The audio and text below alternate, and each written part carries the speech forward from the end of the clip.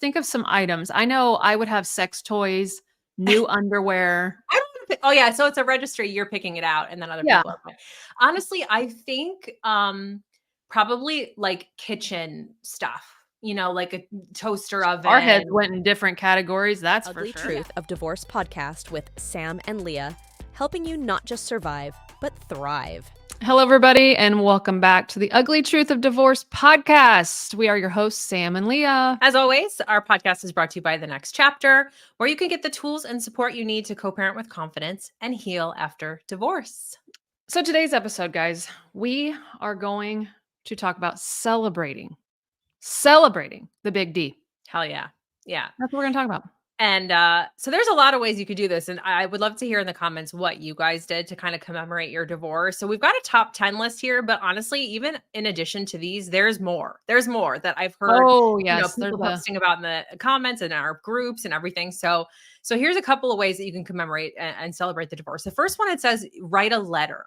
It says when you write down your thoughts and feelings in a letter to yourself or your ex, it can be incredibly therapeutic. It's a way to release emotions and reflect on the journey. I like that. I think you should just be doing that at any point in your it's like journaling. But this topic came up as we're leaving town here. I thought about writing a Dear John letter to the community and say the things I've always wanted to say that I've always kept quiet, except for a worldwide TikTok channel. It would probably feel good. It would feel good to get that out. I do. I feel like it's therapeutic. It's ending. And I want to write it while I'm here and be done with it. Will I publicize it? No, but I want to just get all of that out and maybe share it with my close 5 or 6 people that have been through the hell with me and end it and be like my final thoughts, and just bleh, and be done with it. So I think I like that one because I think it's therapeutic. I think when you write stuff, it becomes real and you can process it faster versus it just living fucking rent free up there in that head of yours. And okay, number 2, create a vision board. Visualizing your dreams and aspirations post-divorce can be empowering. Gather images and words that represent your goals and desires for the future.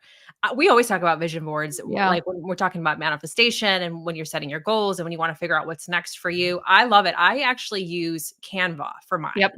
On a digital one, and you can move images around and make little cute little labels. And I think it's just a little easier to edit than a real one, but real ones can be fun too. And that's something you could even do with your friends. Yeah. I think the vision board, you got to really make sure that it's all on the stuff in the future you want. Like, okay, now that I'm divorced, this is where my space is going to be and what I'm trying to achieve and do. I think sometimes people don't even try to think outside the box too far. Like vision boards are supposed to be like, put the fucking yacht on there. Yeah. Okay. Not just the boat. It's the fucking yacht, and put the big where do you want to travel? What house do you want to live in? Like, what do you want to be doing? Yeah. Right. Yeah. Right. Okay. Next one, take a solo trip. I love this. I love when I hear people doing this.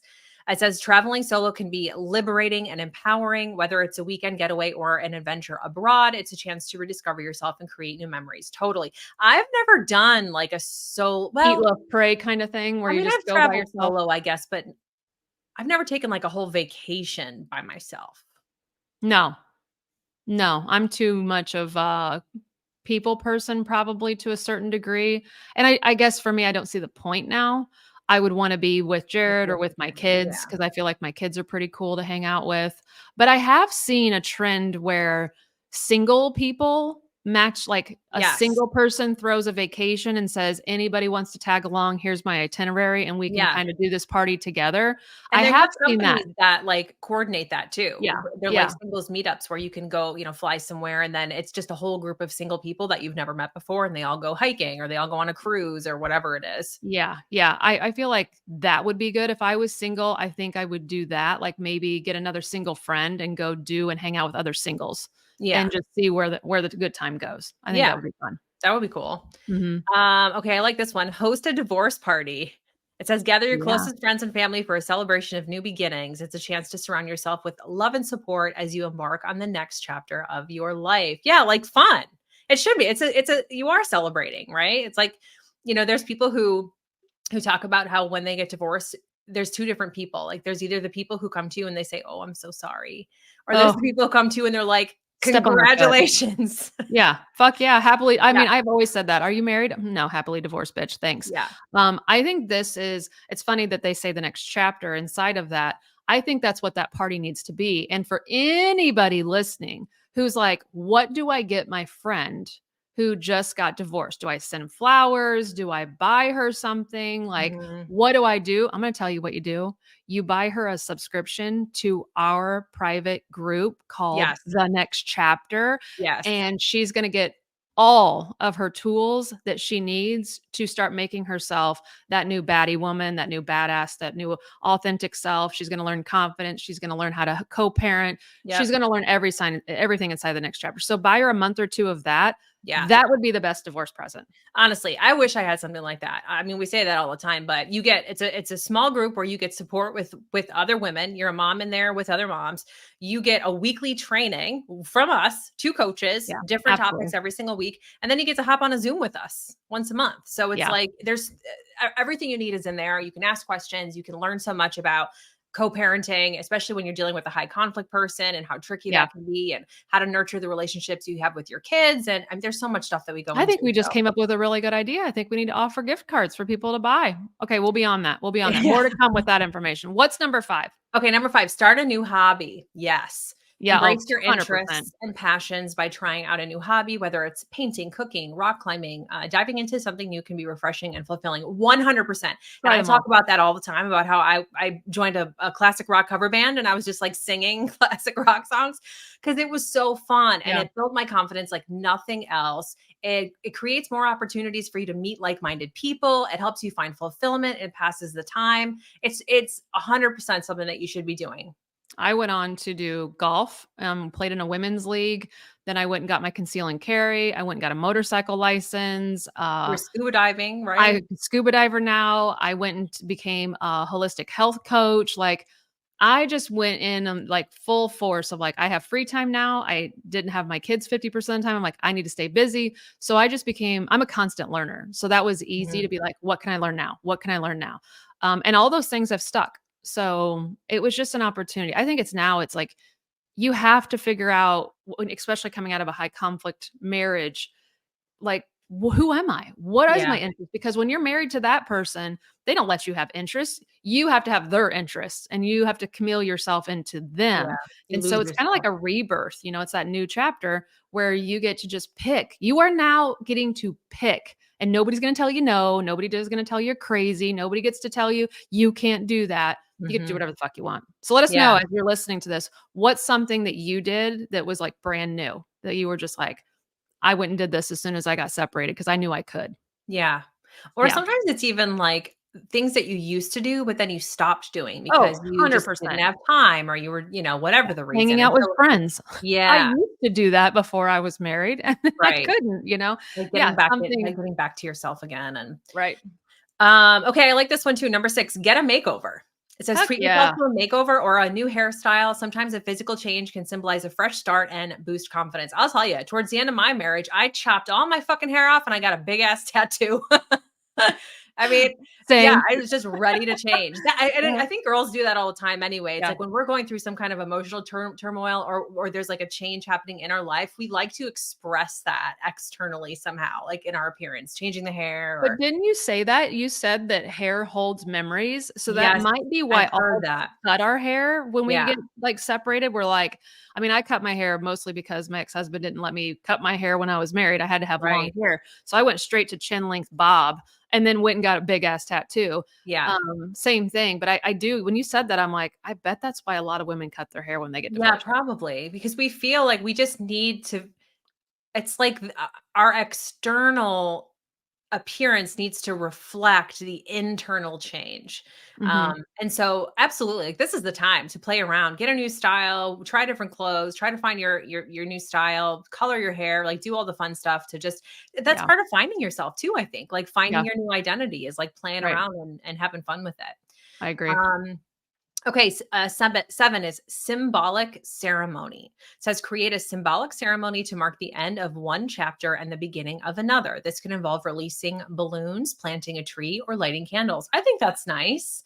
Like having a little Yeah, like, or even like burning stuff. Like a lot of I people think like burning to is, do like the burning of the dress ceremony or the burning of your wedding photos, right? Like those are all pretty therapeutic, and just seeing it yeah. burn is you're like letting it go. Yeah, I agree on that one. I mean, I loved whenever you were teaching me about like it's a full moon where Yeah, like you want to release stuff, you write it on a piece of paper, then you fold it towards the moon and away from you and you get rid of it and then you go burn it. I yeah, love that shit.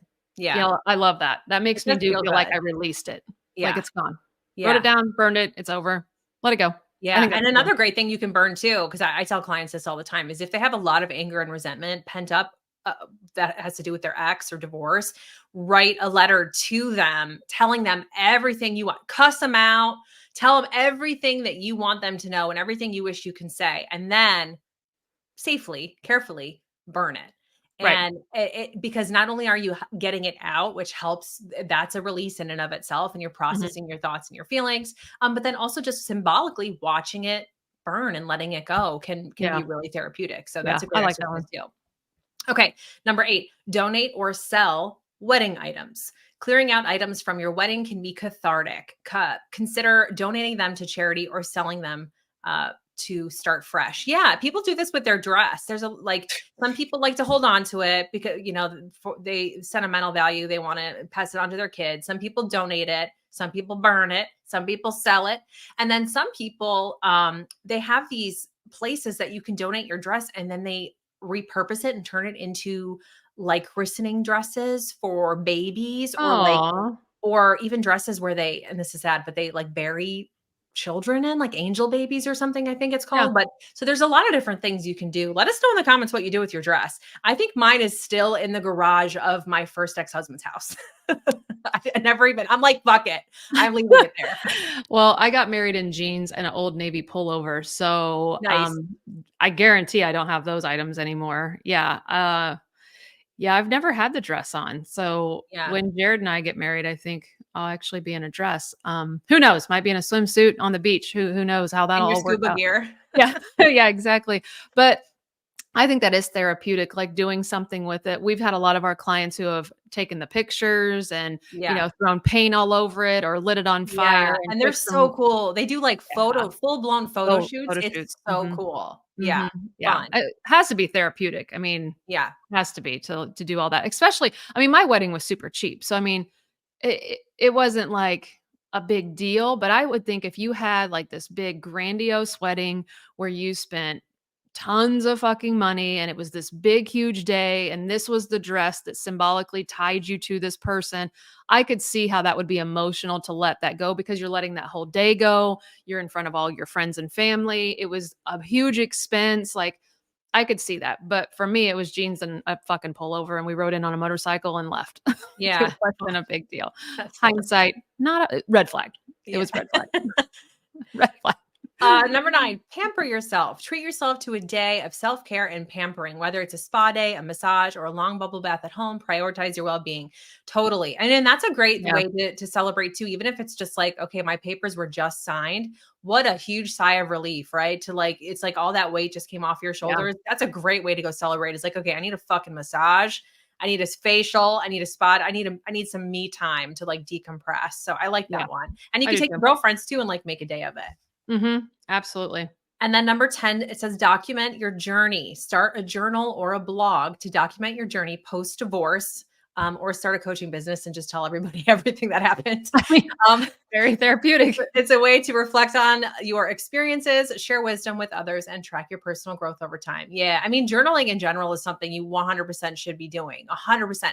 I mean, even if you're in therapy, your therapist is probably saying you need to be journaling. At least that's what my therapist was telling me. Yeah. And it is a great way to track your progress because I hear all the time, why am I not over this yet? Well, I feel like I should be further along than I am. And we don't realize how much progress we've actually made. And so having a little bits of documentation Yeah. throughout your journey can really help you put things in perspective. And then you'll look back and you go, oh shit, yeah, actually, I have made a lot more leeway than I thought.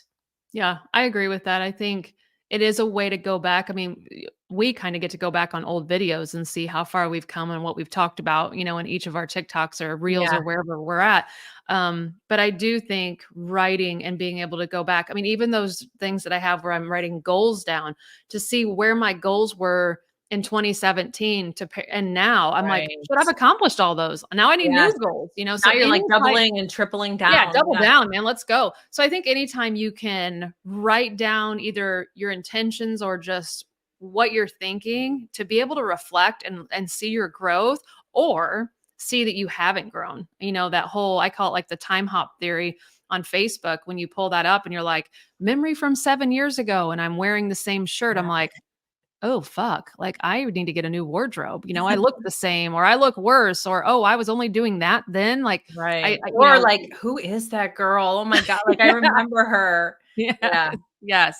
So I think that's a good one. It's just practice. You gotta have the discipline to Yeah. sit down and schedule that into your day Yeah. to make it a priority. Working it in. I think the easiest thing that people have found is just doing it like right before bed. If you just keep it just right next to your bed with like a pen in Yeah. it, right? It's just easy to just when you Mhm. crawl into bed, just grab it and jot down a few things.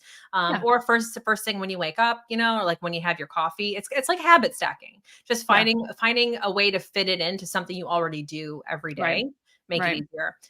So that's the 10. And then we have just heard recently about registries.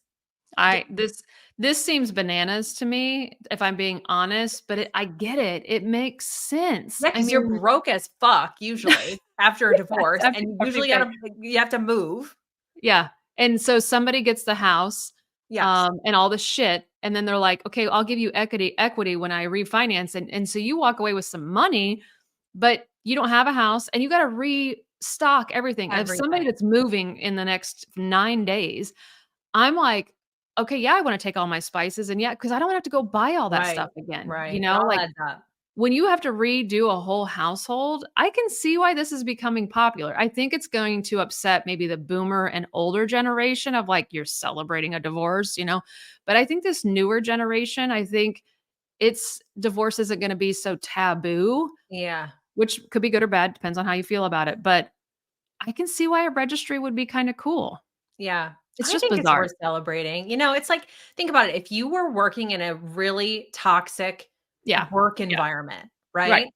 And it was just wearing you down for years, your mental health, your emotional health, like you were just not in a good place. And then you finally quit and got a new job. Wouldn't you be like, fuck yeah, like I'm celebrating. Like I'm doing Yeah. something to celebrate this huge milestone. Like I'm so excited for the new chapter. I'm happy for that to be behind me. That's kind of like what a divorce feels like in a lot of ways. It's like you're Right. finally out of a really bad situation that's probably been wearing you down for years. And Right. so that is worth celebrating. So what would you have on your registry? Like, let's think of some items. I know I would have sex toys, new underwear. I don't wanna oh yeah, so it's a registry, you're picking it out and then other Yeah. people are picking. Honestly, I think probably like kitchen stuff, like a toaster Our heads oven. went in different categories, that's for sure. Yeah, blender. I'd want that stuff. And I only say that because girls, don't sleep on the Dollar Tree because I'm telling you, you can find some You are really They nice. need to be our sponsor. I'm telling you, like glassware, Yeah, plates, right? Like there's a lot of things that you can actually get from true. there that nobody Yeah, would know. I mean, nobody would know where it's from, yeah. and it's great quality. Thrift stores. So I would rather just like buy that stuff myself and like kind of go cheapy cheap, and then for maybe the bigger stuff like kitchen appliances, or if I need some bedding or like some towels for the bathroom, I'd probably throw those on the registry. Yeah, more practical.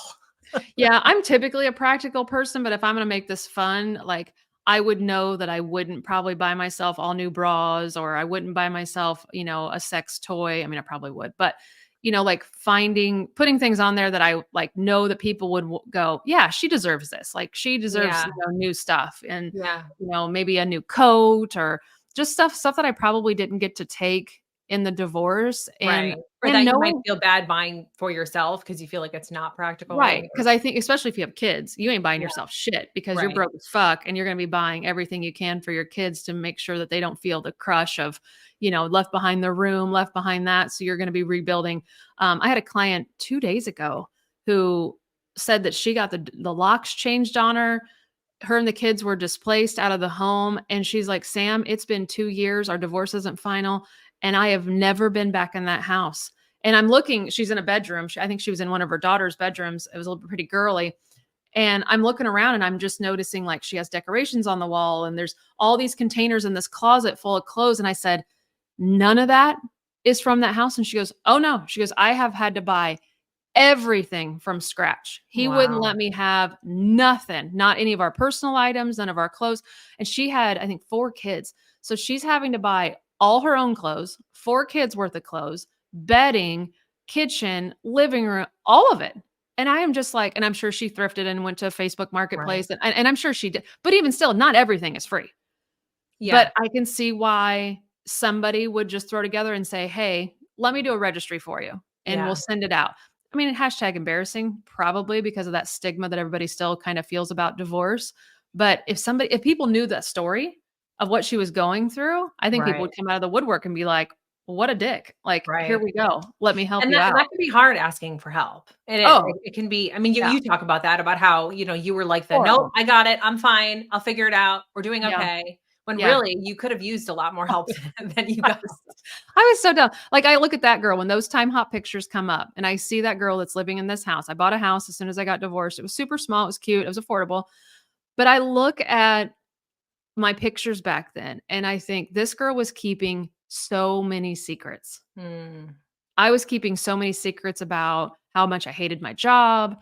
I didn't like the people I worked with. I didn't like the people I worked for at the school I was at. And I was faking that. I was lying about my social life and who I was hanging out with and who I was, in a relationship with.